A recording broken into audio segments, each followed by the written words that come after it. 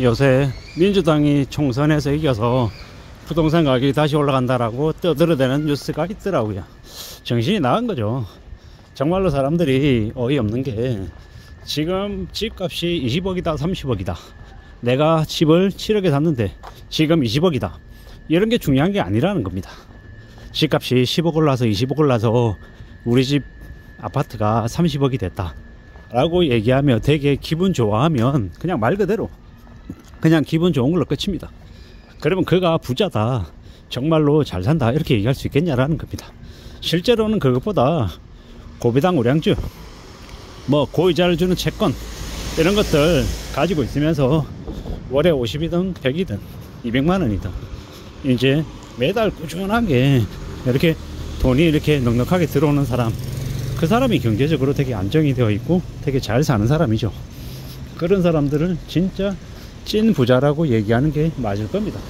왜냐? 그런 사람들은 실제로 여유가 있거든요. 이제 저도 이제 그렇게 살아가고 싶은 겁니다. 뭐 저도 이제 당장은 아니어도 앞으로 한 3년 4년 뒤쯤에 이제 부동산 가격이 많이 하락하면 이제 오래오래 거주할 용도의 집을 이제 살 생각입니다. 뭐 그때가 되면은 이제 좀 이제 감당할 수 있는 범위 안에 집을 이제 골라서 사야죠.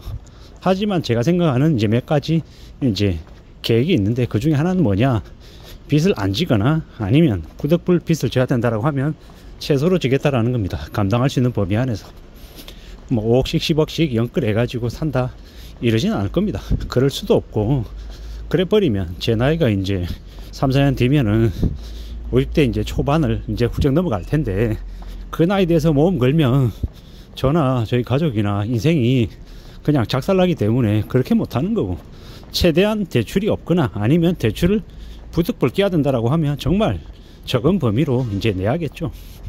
그래서 이제 평생 살 집을 이제 장만할 거고, 거기에 플러스해서 뭐 고배당 주식 아니면 고이자를 받는 채권 이런 것들을 계속 모아가고 싶은 거죠.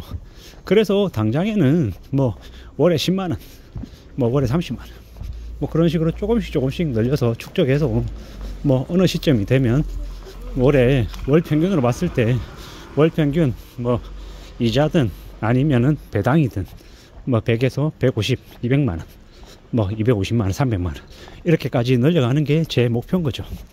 물론 한 번에 100만원 되고 그 다음에 200만원 되고 그 다음 300 되고 이러지 않을 겁니다. 그렇게 또 기대하면 또 그 욕심이 또 차근차근 쌓아가는 그 과정을 또 무너뜨릴 수 있고, 기다리고 또 기다리고 천천히 조금씩 벽돌 쌓기 하듯이 이제 축적해 가야겠죠. 이런 마음을 먹고 살아가는 게 어쩌면 제가 오래동안 잘 살 수 있는 이제 길인 것 같습니다. 그렇게 생각하고 움직이는 게 제일 현명하겠다 라는 말씀을 좀 드리고 싶은 겁니다. 우리가 살아가는 삶이 생각하는 게 좀 우리의 생각하고 좀 다리 걸려갈 수도 있다라는 거. 그래서 그런 생각이 들 때마다 이런저런 여러 가지 고민들도 좀 해야 되고, 따져도 봐야 되고, 어떻게 좀 움직이는 게 좋을지도 이제 구상도 해야 되고, 많은 것들을 고려해야 된다라고 봅니다. 좀 더 이제 잘 따져봐야겠죠. 잘 추스려야 된다라고도 생각합니다. 확실한 건 내가 믿을 수 있는 것, 내 손에 쥐고 있는 것, 그게 진짜 내 것이라고 생각해야 되고, 내 손에 쥐지 않은 것, 뭐 예정되어 있는 것, 이런 것들은 기다려야 된다라는 겁니다. 기다린다라고 해서 적당한 시점이 돼서 그게 나에게 올지 아니면 나에게 오지 않을지 알 수 없다라는 겁니다. 그렇기 때문에 항상 지금을 생각하고 과거를 되돌아보고 공부도 해야 되고 인내하고 기다릴 줄 알고 또 숨죽이며 지켜봐야 된다라는 겁니다. 나에게 좋은 기운이 오고 좋은 기회가 온다라고 하면 입 딱 다물고 있어야 되고, 낮은 자세로 지내야 되고, 좀 더 신중하게 두고 보고 지켜보고 때를 이제 차분히 기다려야 된다라는 겁니다. 시험을 치르고 성적이 나올 때까지 기다리는 그런 사람의 심정으로 조용히 있어야 된다라는 겁니다. 입 나물나물대고 떠들어대고 까불고 하면 복 나간다라고 하죠. 안 좋은 일이 생기면 그 안 좋은 일이 우리를 한번 무너뜨리면 우리가 다시 일어나기가 정말 힘듭니다. 근데 사람들은 그런 과정들 안 보죠. 겉으로 보이는 것만 생각하고 저 사람 주식해가지고 10배 벌었대잖아. 20억 만졌대. 30억 가져단다. 이런 이제 풍문으로 들리는 얘기들에 혹하죠. 근데 그런 얘기가 들린다라고 하면 그게 진짜냐 가짜냐? 가짜일 가능성이 큽니다. 정말로 찌는 얘기하지 않고 드러내지 않고 함부로 떠벌리지 않습니다. 왜 떠벌립니까? 왜 떠들어댑니까? 떠들면 그게 내 것이 남에게 다 빼앗길 수도 있고, 내가 표적이 될 수도 있고, 공격의 대상이 될 수도 있고, 범죄의 대상이 될 수 있는데 그걸 떠들어댄다고요? 거짓말입니다. 거짓말입니다.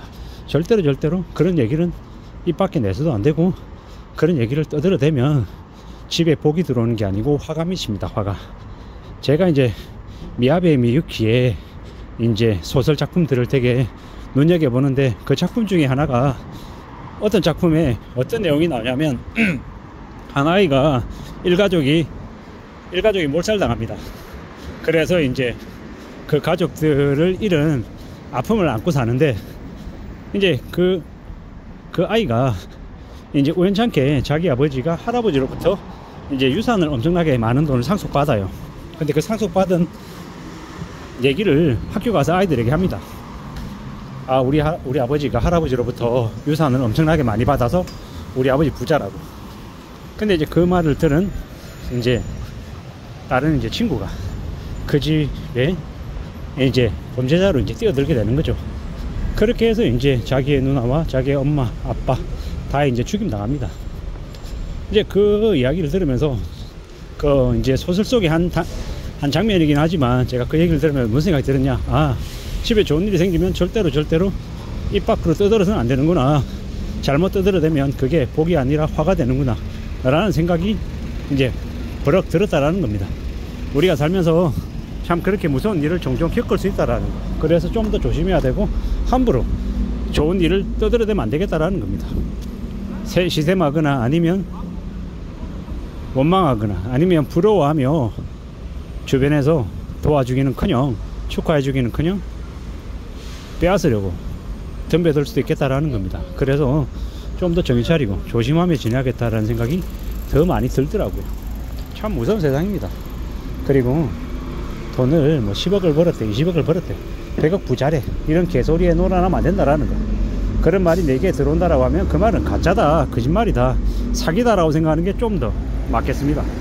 현실 세계에서 혹하고 유혹적이고 매혹적이고 매력적인 것들이 나한테 온다, 그건 가짜라는 겁니다. 저 같은 나이 든 남성에게 아주 미모의 여성이 매력을 느낀다고 다가온다고요? 그 사기죠, 사기. 저를 뼈까지 발아먹고 저를 덩쳐먹고 죽이려고 드는 이제 꽃뱀이라고 생각하면 맞습니다. 정말로 무서운 일이죠. 그러니 함부로 좋은 것이 나한테 가만히 있는데 온다, 이렇게 생각하면 안 됩니다. 두려워하고 염려하고 겁내면서 경계하는 게 맞을 것 같습니다. 이상입니다.